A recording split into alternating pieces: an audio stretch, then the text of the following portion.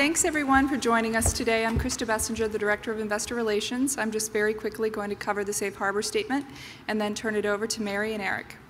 So before we begin, I would like to note that our comments and answers to questions may contain forward-looking statements regarding Google's business outlook. Our actual results may differ from those made in any forward-looking statements due to a number of risks and uncertainties. These risks are detailed in our public filings with the SEC. Also, please note that a webcast replay of this session will be available on our Investor Relations website in a few hours. We routinely post important information on our Investor Relations website, located at investor.google.com, and we encourage you to make use of that resource. So with that, I'll turn it over to Mary. Thank you, Krista, Maria, Vic, David, and Eric for coming. We've moved the schedule back 10 minutes. Eric's been in the building for 15, but we finally got him in the room. For my disclosure, go to our website for all information you need to have.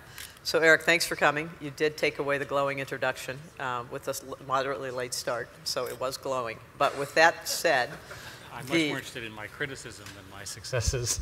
We can do that now, or we can do that later. So one of the things I just want to start out with, there's been a lot of chatter in the media and other places lately that the search market is settled and done. And what's your view on that? Well, there's obviously a lot of innovation ahead of us. If you look at what happened, we had a bug where we put a malware statement out for users, and in that time, Yahoo searches gained very, very quickly. It looks like people will move very quickly from one search engine to another for any one of reasons. We've looked at this pretty carefully. A majority of people actually say they use more than one search engine. And of course, Microsoft is working very hard to build a competitive search engine, and of course, recently leaked more details about what they're doing. So we have all of that activity, and then of course, we have other activity as well, including new entrants who are trying to combine search with other things. So I think search as it's defined, right, as Google has historically defined it or defined by Google, is not settled at all. It's interesting to note that people said the same thing 10 years ago about search with a different company. And they've said it about operating systems today, and we had an interesting panel a moment ago, which it leads to a question that you worked at Sun, where the network was the computer. You competed and partnered with Oracle, which believed the network computer was the future. Netbooks are getting a lot of traction. What's your view of how that market plays out? Well, this is all part of cloud computing, and whatever term you want to use, let's use cloud computing. And cloud computing is one of those changes that is going to happen regardless of whether the companies that are participating in the ecosystem allow it or not, because the technology will make it happen. I think everybody here knows what cloud computing represents. You could think about it in all the obvious ways, right? So for example, rather than buying a piece of software for a client, the JavaScript and Ajax code comes over to your browser and makes it very powerful. All of that technology is getting much more mature. But it is a fact that we live on very high-performance wireless broadband networks, and that's not going to go away anytime soon. Those networks are getting much, much stronger. So to me, the more interesting question is, what can you do as a consequence of cloud computing that you couldn't do before? And a way of thinking about that is that IT systems today are so, and excuse the broad overstatement, are so slow in the way in which they evolve. They're so stuck in the systems and parameters and architecture that they were built that you have an opportunity to build a whole new generation of applications which cycle much faster for IT, that integrate information in ways that could never be done before. In the same way that you can do this for the web, where now, because everybody's online, you have a lot of information that you can get about user behavior that you can either mine or build products for or do new and interesting things for. So I'm going to. I didn't really answer your question about netbooks. If you want to talk about netbooks for a sec. Netbooks are the next generation of the small device that the OLPC was trying to talk about. And what's particularly interesting about netbooks is the price point that they talk about. And it makes sense that eventually it will make sense for operators and so forth to subsidize the use of those books because they can make services revenue and advertising revenue on their consumption. That's another new model that's coming. The products today are not completely done. There are things that are missing. It's perfectly possible that operating systems that are Linux-based will become a significant player in that space where there historically have not been significant players in the PC space. Okay. One of the things we might want to talk about is how carriers end up playing, how the financials end up, but we can get there. I wanted to ask a couple questions about search, a couple questions about financials, one or two on video, one or two on mobile, and just turn it over to folks in the room. But on the search side, and this is an economy question as well, query growth has remained strong, high teens, 15, 20% for a while. Our data, for what it's worth, indicates it's still there. Cost per click has been declining, was negative in the last quarter, but only by about 2%. Any trends you can give us to update it on how you play through a more difficult economic environment and any real-time information? Well, first place, I don't think I need to talk to this audience about the state of the global economy, and I view the situation as pretty dire. The combination of everything that we have seen does not appear to have a current bottom.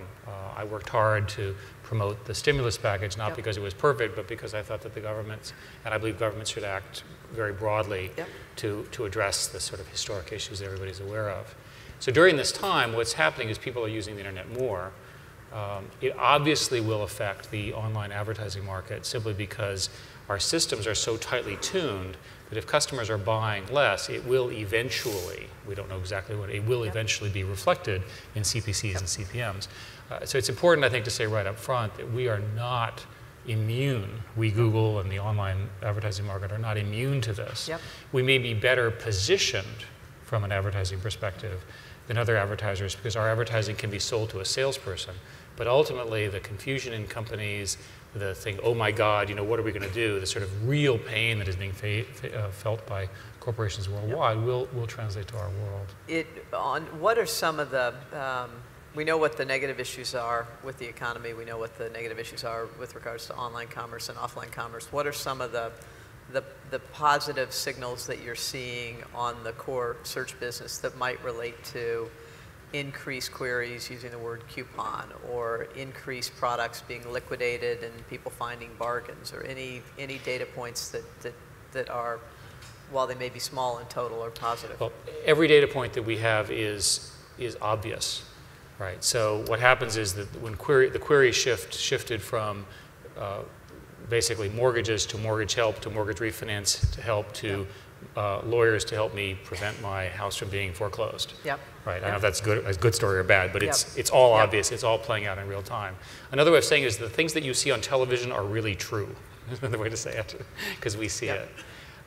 So the areas that have been most hit on the online world are the same as the ones that you'd imagine in the offline world. So things like travel and automobiles and financials and so forth. And consumers are smart, so they use the internet to now then look for bargains in that space. So they do, in fact, look for discount trips if they're going to travel, although that volume is off and so forth. We haven't seen anything unusual, and what's interesting about it is that from our perspective, aside from running the business much more tightly, in other words, trying to actually make profits for a change on some of these businesses, we haven't fundamentally changed our strategic view, which is that the internet is a part of everybody's life, and that innovation in terms of new products will really enable people to do some amazing things. We've taken a position, for example, that the person should really be the search. It should really not just be a search that you do, but really be about your viewpoint, your history, and again, with your permission, we can store that kind of information. You mentioned you're trying to make profits from businesses that hadn't been profitable before. You have a new CFO, seems like right guy, right time. Very much so. If you could provide us any thoughts on the kind of changes he's been able to make. Two obvious observations on the financials. OpEx per employee went down 6% last quarter. It's still high relative to a lot of other companies, which... Yeah, but our profitability is too. Your profitability is still high. So there, touche. And CapEx as a percent of revenue was down dramatically. How should we? And free cash flow was up 70%. Well, first place, we like to generate cash. A good metric in any situation is if you can grow your profits on an absolute basis, and if you can generate pretty good free cash flow, you're going to get through this. And so we've taken that position internally. Patrick is our CFO. Is particularly good at doing business reviews. And so we've been going through systematically business after business.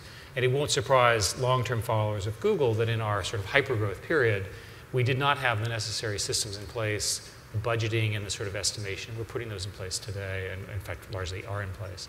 So Google management spends most of its time doing business reviews today, looking at new products, how will this new product really change user behavior, what are the new ideas around advertisers, and we have a lot of that coming.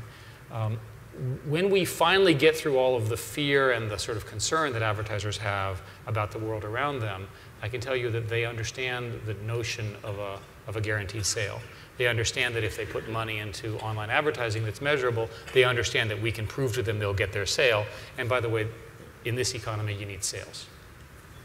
You did an exchange program with P&G in the, I'll call it October, November timeframe of last year, where you said, these guys, these are my words, P&G doesn't get what we're doing.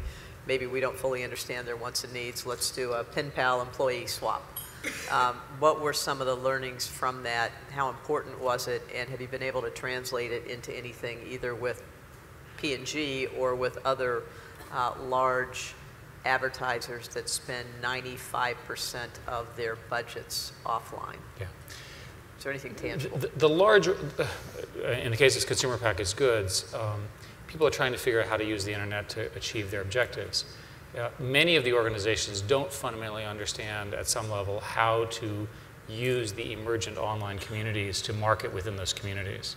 So the project that we did with P&G was really about getting, and we literally put people in their buildings and they put people in ours, was to exchange sort of how to do that because they're one of the innovators in that space. So based on that, we changed the way we market to sort of consumer goods companies by talking to them not so much on traditional text queries, which we've been saying, you know, if somebody types in diapers, you know, you should advertise against that because everybody sort of understands that. But how you can use targeted online advertising within the communities, the blogging communities, Facebook, those sorts of groups that fundamentally are where your customers are getting information. The fact of the matter is that these days, if you're a consumer, the sophisticated consumers spend a lot of time online before they make a purchase. And even if they don't do that in the first purchase, once they have the product and once they're using it, they tend to join affinity groups that are part of that product. Diapers being an obvious example as a metaphor for new mothers who are interested in learning about new products and new ways in which they can take care of their new family. But have you been, anything, has P&G, I don't want to pigeonhole P&G, but you got insights, but have you seen any translation? Yeah. Well, I'd rather not. Are you doing the employee swap with other companies as well? We're going to. We're doing it carefully because you have to be careful about intellectual property. And I don't want to talk about the specifics on you, so that's their data. But we like that model. One of the ways that you can sort of affect change is sort of direct contact, literally put the people together, and that's new for us. So if we look at the average company and the average consumer, spending has been slowing down for a year. There appears to be a bit of a freeze right now on action for a variety of reasons. But to your point, companies actually really do need customers. Yeah. At some point, this becomes unfrozen. Theoretically, the online medium becomes unfrozen faster. Any thoughts on how that might play out when it plays out? Let's say the economy turns in quarter X. When we come out of it, are the indications that you're seeing positive in the direction of online gaining more share from offline than it has over this long period when it should have been gaining more share than it has? Well, first place, so online continues to gain share in many, many ways. Share of mind, share of dollars, and so forth. I don't think there's any new news there. And there are more and more online choices. It's worth trying to figure out when this will occur. And for the next few quarters, things are going to be very, very tough. So we're talking about 2010, I think, if you're talking to the other CEOs, talking to customers, everybody's sort of assuming that 2009 is a tough, tough year. So the first question is, what can you do in 2009? And our sales force goes into the customer and says, you need revenue now. This is the quickest way to get revenue now. In many cases, customers are struggling with contractual commitments to offline advertising, for example, or the overall advertising budget has been cut so dramatically that they really don't have a lot of room. And so there's a political dynamic that goes within the customers. Hopefully that'll resolve fairly quickly. It's obviously in their interest and ours if that does. The other thing that's going on is that there's an increasing willingness to try new systems in the enterprise.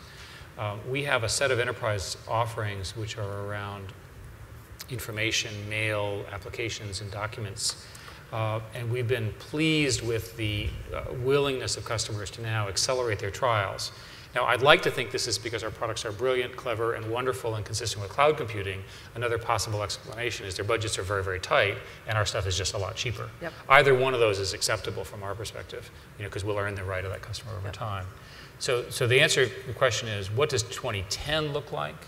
A lot of that depends on what the growth rate of the recovery will look like, and nobody at this point knows what a global recovery is going to look like. But it's reasonable to expect that although we've gotten off of the online penetration, we'll get back to that, because the trends are still all in that direction. On that cheery note, let's talk about music videos. Okay. The YouTube, to me, as a consumer, is sort of like MTV was 20 years ago, 15, 20 years ago. And you haven't monetized it yet the way you are starting to. There are initial signs, or I don't know how many instances you're doing this in where you're selling the music, either MP3s via Amazon or iTunes via Apple, with some of your most used videos. How do you see both the artists using that venue over the next 1 to 2 years as they're dealing with their own contracts with the industry, and how do you see the monetization for the artists and for YouTube playing out? Just as one example of, and you may want to focus on another way that YouTube is increasingly going to be monetized. Well, YouTube is slowly getting the monetization right. It's taken us much longer than we had hoped to get it right. I've always been concerned that the aggregate monetization of online does not replace the lost revenue for offline. That's the fundamental conundrum of the music industry. It's a potential conundrum for the video and movie industries, and everybody's very worried about this. So we're working hard on that. The music industry as a whole has the following problem. In the 1980s, they believe, their self-view is that they helped create MTV, which is a very successful property, obviously, by giving them licenses to music videos, quote, too cheaply, according to their view. And so there's an ongoing battle, business discussion, whatever term you want to do, about how do you compensate the music industry for the use of the music in things which are promotional. Yep. And I don't know how that's going to resolve itself. Apple, and I think you know, as you know, I'm on the board of Apple, successfully has worked that out with iTunes after a lot of arguing. Yep. And I think iTunes is a very positive example of this. We need an analogous example of the way music videos will work in the internet. YouTube is very successful with music videos. It's also very successful with sports, comedy, and other sort of humor. And we are working hard on longer form content and HD content. Because YouTube has so many viewers, right, literally this huge audience, if we can get even small amounts of profit because of the scale, add to big numbers fairly quickly. Some of the obstacles in the way with regards to getting more content on YouTube have been the Viacoms of the world and the major media companies. That would be a $1 billion lawsuit. That would be a $1 billion lawsuit. Just anyway, I'm not going to go down that path. But if we look at the financial results for those media companies in the fourth quarter, using News Corp as an example, their local TV revenue was down 30% plus. Meaning and I mentioned this earlier today, but the trajectory that the local TV and broadcast TV is on is sort of similar. Just if you look at a chart to where newspapers were a year ago, is it possible that that group of players who have been standoff to you and not wanting to participate may change their view, simply given that their economic situation is different than it was before? Well, I would hope so. And you know, they see the same numbers that we do, and we understand their problem. And we are critically dependent upon the creation of this high-quality content. There's only so much user-generated video that everybody's going to want, and there's a real reason why professionally produced narrative is so successful. You know, just watch the Oscars and get a sense of how important it is to society. My view is that you asked the question, if I may, in sort of the wrong order. The right way to answer the question is, what does the future look like? And then how does everybody's models adapt to that? Okay, so let's. Well, we know what the future looks like. Well, let's say it, because I think people are often a little confused about it. The fact of the matter is that mobile devices are going to be the majority of the way people get information. And the argument is relatively simple. You already have them. They're called your phones. And over the next 5 or 10 years, these phones, if you just do a simple Moore's Law calculation, will have the capacity to do much of the entertainment and communication and so forth that you use in other media. And you're seeing that today. So you have a business model issue. But there's not a question of how people are going to spend their time. So let's go through what these devices look like. They've got a GPS on them, so they know where you are. They know they're personal, so they know what you've seen, and they don't show you the same thing over and over again, like my television. You know, the same show over and over again. Show it just once. It's highly, highly personal. It can do excerpts. And of course, it's also summary form. So the combination of all of that means a huge change in the business model. And I don't think we know exactly how that'll monetize. But what we do know is that those products are getting built. And so the challenge and the opportunity is to figure out how to make money in that. But you won't get there by suing your end users. You won't get there by preventing this technology from happening. It's going to happen. What was that again? It's going to happen. The two last questions from me, and Vic did a great job on a panel on mobile, the mobile internet a few moments ago. But would you be willing to opine in your lifetime when mobile-related revenue from search might surpass PC-based revenue, given that we now know where the future is going? It clearly will, and it's a question of the growth rate of data-capable mobile devices. The reason it clearly will is that the monetization of the ads should be higher because they're even more targeted. So we have a lot of evidence, and Vic talks about this in his speeches, where when you have a powerful browser, whether it's the iPhone is a good example, the BlackBerry now has one, obviously the Android phones as they come out, people spend many, many more searches when they finally have a capable browser. And so one of the questions is sort of what's new in the technology sense as opposed to the financial market sense. And the development of this new open source browser that all these things are based on really does create that first step of a whole new platform. So how long does it take? The answer is a few years, but not a few decades. Yep, that's good. The one last question from me, I'll turn it over to others. You have been a great partner with your revenue sharing agreements with thousands or millions of other players. You don't necessarily get the credit for it. In my humble opinion, you should. But you're offering those sorts of compelling deals to content providers. You're offering an Android operating system to the mobile device market. And this goes back, it's the same question slightly differently. Do those offers become more compelling to standouts in the next 6 to 12 months than they have been in the past? You mean people who have previously said no? Yep. Well, I think one of the first principles of business is that they say no this year and maybe they'll say yes next year. We're working really hard to create ecosystems that have enough differentiation and enough innovation that people want to play play in them.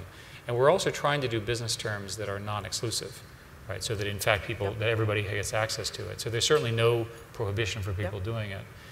In the Android case, it was discussed at the 3GSM conference that there are quite a few partners that have pre-announced their intent to offer Android-based devices of one kind. And some of these things look like phones, but some of them are in fact not phones.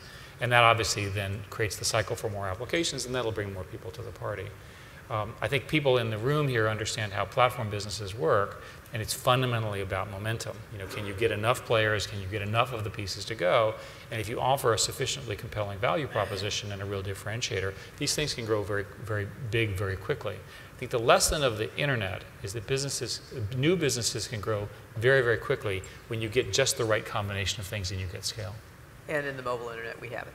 Yeah, we clearly have had that this year. And by the way, we've been waiting for years. So we've talked about this for a long time. So again, in the what's new, I think it's finally there. Who would have thought that the best thing that could have ever happened to the mobile internet is that the growth was constrained by the carriers and their decks for so long, and that it would happen to get traction at the time when the economy was in a very tough. And one of the interesting things about the carriers is the carriers are looking for new sources of data revenue. And you asked comment earlier about the netbooks. Some of the carriers are saying, well, why don't we subsidize all of these different kinds of devices in the same way that they do with mobile phones today. And everybody understands the mobile phone plans and they're subsidized and so forth to get those things out of there. And again, that's another new thing that I think it will serve as an accelerant to an already exciting industry. Any questions? Yep. We're going to wait for the mic this time. Thanks. Greg Tarkross, Pacific Capital. Mary mentioned Japan is really leading in the mobile internet, and wanted to understand what you're optimistic about in terms of other countries that are coming along. Certainly it's not this country, but other countries that you think would follow the footsteps in Japan with mobile advertising, other revenue. Second question is, what is your venture capital and M&A strategy going forward? With Japan, we have now partnerships, I think, with two or the three, depending on exactly how you define, of the leading mobile providers. And the monetization is excellent. And so when you get it right, when you have the right ad product and the right search product on the right device, and of course Japan, the products themselves are all different. Anyone who's spent there, try to get your own phone to work in their networks. So we know that as a proof point, and that's been true for a couple of years. So we're now attempting to replicate those kinds of deals. The obvious prize will be China because of the simple volume there. And there's enough growth in CPMs and basically application use and wireless data networks in China that that's sort of the next really, really big one. Penetration for mobile devices in Europe is very strong, but the economies are not so strong. We'll wait and see what happens there. You mentioned I'm sorry, second question. I apologize. You asked a question about the venture arm and M&A strategy. We've largely been waiting for prices to get better. And a lot of the good news is we have lots of capital. And the bad news is we're still trying to get everybody into the model that we really want in terms of the M&A. And I think it'll start soon, but it's pretty inactive right now. Sorry, go ahead. Yeah, you mentioned in your a few minutes ago here that you were in strong support of the new increases in the government spending in the stimulus program. Could you explain a little bit perhaps how you expect to benefit from the new stimulus program, and what do you say to the argument that if government spending were the answer, the Soviet Union would have been the richest country in the world? I have a very long and strong answer to the last part of the question, but in the interest of time, I'll say that we benefit when our customers have jobs because they buy stuff.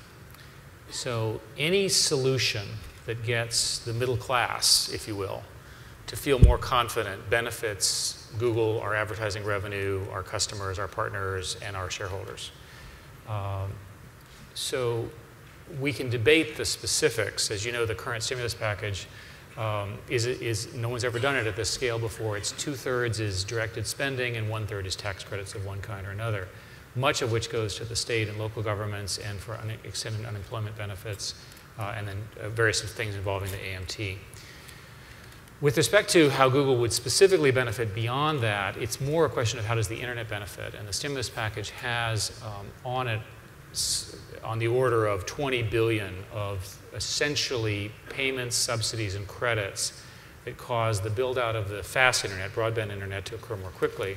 It also has about $20 billion in increases in science funding, which we believe will go into universities that will then help with a lag, help build some of the new and creative applications that we depend on. Eric, in the past, you've talked about where you were in terms of monetization of existing properties and existing applications. I was wondering if you could sort of give us an update on where you think you are. I mean, of the things you can control, monetization of your properties is one of them, and where you think you are at this point, and what this downturn means in terms of accelerating monetization. Thanks. There's always a danger when you have a website that you temporarily over-monetize. In other words, you take your page and you fill it with ads. And that works for a quarter or two, and then your customers say, well, you know, heck, it's an ad page rather than a content page, and then they move somewhere else. So we, Google, are roughly at our monetization, or what we call coverage level, of about a year ago. And that feels about right. It's frankly a judgment. There's some science behind it, but it's within a range of what we have historically done. We have looked at other properties that have a lot of page views and much of the social networking things, for example. And they don't monetize that well, and they don't monetize nearly as well as text search. So we're unlikely to do major changes there, although we're trying a few things. Another way of asking your question is, where is the next source of revenue? And the next source of revenue is the current business functioning better with better conversion, more traffic, more advertisers, which is our core business. The next and adjacent business is a set of display businesses and an exchange that are being built as a consequence of the DoubleClick acquisition. The display business is as large as the text search business. It's relatively balkanized. It's not a uniform in any particular way. The systems are complicated. The way the display ads are managed is done in many cases by hand or by poor quality spreadsheets. So we see an opportunity to apply the Google magic, the measurement and the scaling in that business, and that's probably the next big one. Any other questions? Yep, right here. We'll move beyond the first 3 rows at some point. Thank you. Wanted to get your thoughts on Twitter. There's been a lot of discussion there that potentially it evolves as a real-time search engine, and in an un-Google-like way, you haven't really responded with any sort of application or product there outside of maybe Blogger. How do you foresee that product in the next few years, and is that a potential or a threat for Google? We're in favor of all of these new communications mechanisms. Google just put up a Google Twitter site, if you will, so Google can tweet to you. It's called at Google. And so you can go ahead and listen to our ruminations as to where we are and what we're doing in 160 characters or less. Speaking as a computer scientist, I view all of these as sort of poor man's email systems. In other words, they have aspects of an email system, but they don't have a full offering. So to me, the question about companies like Twitter is, do they fundamentally evolve as sort of a note phenomena, or do they fundamentally evolve to have storage, revocation, identity, and all the other aspects that traditional email systems have? Or do email systems themselves broaden what they do to take on some of that characteristic? I think the innovation is great. In Google's case, we have a very successful instant messaging product, and that's what most people end up using. And having said that, I think it's wonderful. Twitter's success is wonderful, and I think it shows you that there are many, many new ways to reach and communicate, especially if you're willing to do so publicly. Any other questions? Yep. Oh, we're moving to the 4th row, 3rd row. Another big picture question, if you don't mind. You said the economy is dire and that you don't see a sign of a current bottom. But as you look around the world, you're seeing many regional differences in how badly areas are affected. And then in general, just as a worldwide view, how do you feel about broadband penetration rates, especially in Latin America, but elsewhere around the world, and whether the economic slowdown is going to dampen that move toward broadband penetration in other countries aside from the U.S.? What's interesting is Latin America is doing so well. I was joking with my friend who lives in Mexico that maybe Mexico should bail out the United States. And the fact of the matter is that the Latin American economies are now in a position of having higher growth than many of the other countries worldwide. I don't think we see anything different than what's been publicly reported, which goes something like this. The United States, because of our economic structure, is likely to both have a quicker descent and a quicker recovery than Europe. That Europe is offset by some number of quarters, and we believe that all of that is true based on the data that we've seen. We also believe that India and China are being affected, but to a lesser degree for all the reasons that have been said publicly. What we don't know is, what does this do to the long-term capital structure of these economies?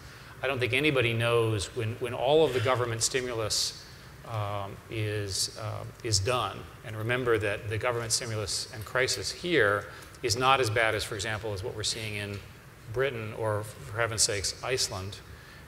We don't really know what the extent of that will be in terms of both the nationalization questions of the institutions of those industries and consumer confidence and savings rate. There's sort of negative examples if you look at Japan, which is after 13 years of recession, Japan went from essentially a culture that was at least interested in brands and at least interested in sort of real consumer behavior as defined by America, to a country that was sufficiently traumatized that they're now very, very heavy net savers because their economic structure and labor markets also changed to also favor much more at-risk employment. Those are big changes if you're Japanese. And I don't think anybody knows to what degree that will affect the United States. My personal view, and I've said this very strongly, is that Americans love their credit cards. And that if you think about what we have to do in our country, we basically have to solve the credit problem, we have to get the job situation at least stable so people are not afraid of losing their jobs, and we have to do something about the housing crisis. All of those issues are being worked on now. When those things are done, it's a reasonable bet that Americans will go back to what we do best, which is to spend money. There's just one non-Google question, Eric, and it's just, this question made me think of it, but you talked about the stimulus package, and as consumers and on Wall Street, we don't see a lot of the impact of the stimulus package with any immediacy, but that's not the point. Or that's not the question. On the academic side, the institutions that are going to get some of the spending have a good sense of when they're going to get it, but who's going to get it. They're prioritizing. They're really excited. You grew up in your business career in Silicon Valley. You grew up in an industry and with a company, Sun, that might not have existed but for government funding and AT&T support. And I'm stretching the facts here a little bit to make a different point. Are you confident, given what you've heard, given where you've been over the course of the last several weeks, that we're going to, the American economy will see some good things come out of that directed spending that is going into academic institutions? This unlike what we have seen in a very long time? I am, and I think there's a lot of reasons to be very optimistic. And I know everybody is sort of depressed and you read the headlines and watch the television and so forth. But the American story is a story of innovation. And the system of universities that we have, the young founders that come out of universities that form great companies, the ability to do quickly the capital formation in the venture industry and so forth is unparalleled. If you look at where jobs come from, they come from the private sector, and high-paying jobs come from people who work in knowledge-intensive industries that are sophisticated, or very high-end manufacturing jobs. So it seems obvious to me that part of the way to get this fixed for the longer term, and I'm not talking about the regulatory failures, which was another separate and long conversation, is to make sure that the necessary preconditions are present for entrepreneurs and existing businesses to either reuse existing capital plants to build, for example, the classic example here is batteries for hybrid cars in the United States as opposed to in Korea and in Germany, and basically get those jobs in the United States. That's ultimately the answer to all of the incessant criticism that you hear about jobs moving to India and China and service wages and so forth and so on. It's ultimately about the extraordinary asset that we have in our universities and our research labs to essentially create the next Google, and not just in our industry. We have time for one more question.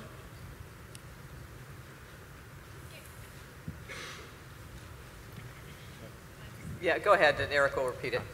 Getting back to the display business that you talked about, what are the 3 things that need to happen for it to become a material part of your business? The question was, what are the 3 things that it needs to get done to become part of a material part of our business? Let me ask your question without the word material in the middle of it, because material has a very specific meaning. The first problem, if you're a display, if you have essentially a display property, you want to sort of show ads, it's very difficult to figure out which ad to show, because there are multiple vendors who show you these ads. And we're in the process of building the equivalent of an ad exchange, which will allow you to do that automatically and do it with scientific measurements.